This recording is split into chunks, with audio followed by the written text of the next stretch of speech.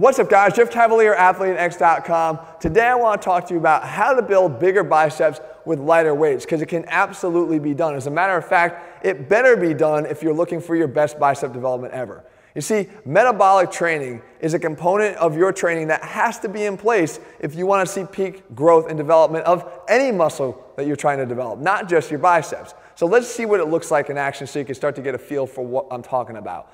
This right here is a bicep curl, but it's a little bit different than a regular bicep curl because the goal here is to accumulate not just repetitions, but to accumulate metabolic breakdown. In other words, increase metabolite production from rep after rep after rep. As I start to fatigue, I want to chase more fatigue and chase more burn and more burn. And I want to be able to dwell in this. And you can see that I'm not just changing color, but this is what I'm actually doing inside the muscle as I continue to lift.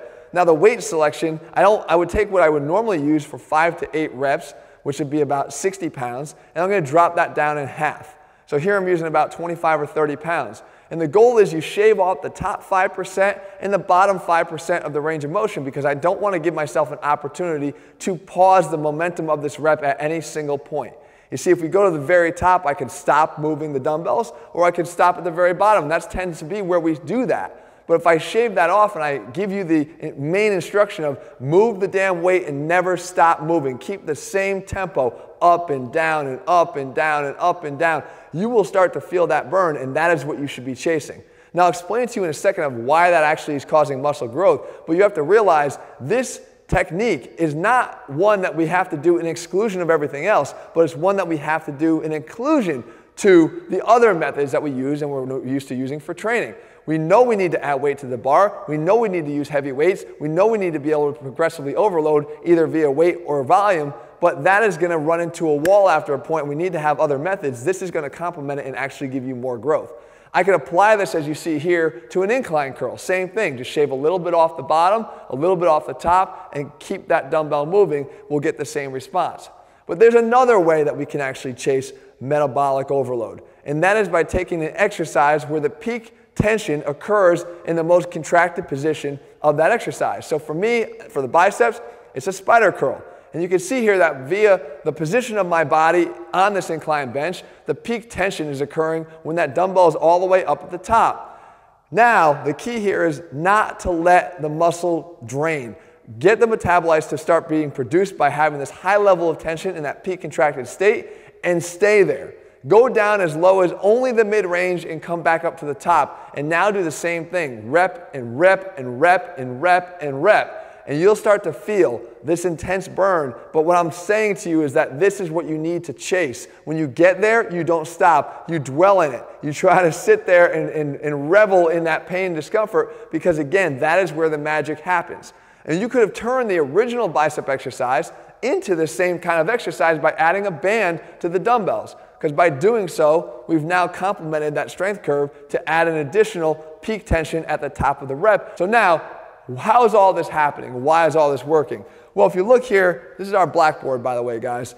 When you look here, forget the whiteboards, they're out of style. You basically have a muscle cell. Okay, I'm going to keep this really, really simple. And inside the muscle cell, the more you start to lift, you get the accumulation of all of our different metabolites. And I'm talking about potassium, I'm talking about lactic acid, I'm talking about hydrogen, I'm talking about chloride. All of these things start to accumulate inside the muscle cell.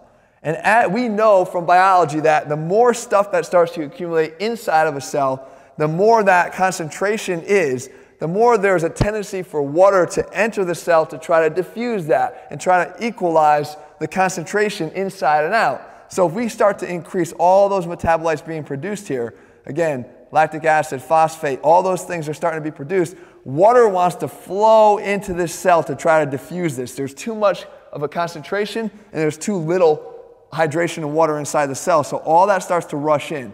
Well, what happens at that point? With all this water and hydration rushing into this muscle cell, you start to get inward to outward pressure on that cell. So it starts to push on the walls in this direction. Now, this isn't true muscle growth. When this cell is starting to get pushed out this way, that's not the growth that you're looking for, where you're going to walk away and get bigger and feel stronger and bigger the next day. What I'm talking about is that is a stimulus because of the pressure on the cell that requires that that cell adapts and responds by ultimately growing bigger. So what you're chasing here is this gradient, and by increasing this, and the more that you can increase these metabolites, the more you can resist that burn, the more likelihood you're going to have to be able to drive stuff into the cell, the fluids to be able to push out and create a bigger and bigger response. Now, guys, this type of training, as I said in the beginning, is not exclusive. If you only use this and you're using light weights to accomplish this, where are you going to get your heavyweight training in? Because all three methods of hypertrophy have to be in place if you want to see your best results. However, if you're not using light weights because you were told a long time ago that it's impossible to build muscle with them, that is wrong. It's actually 100% wrong. And in order to see your best results, you need to have all of those methods combined. Eccentric overload, metabolic training, and also progressive overload using both volume and additional weight on the bar as your mechanisms. Guys, if you're looking for a program that weaves all these in at the appropriate time so that you're not missing out on any one and you're not listening to sort of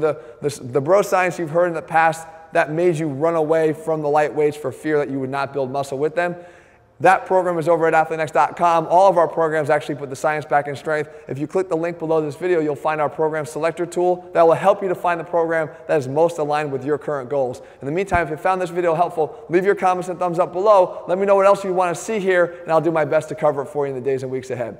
All right, guys, see you soon.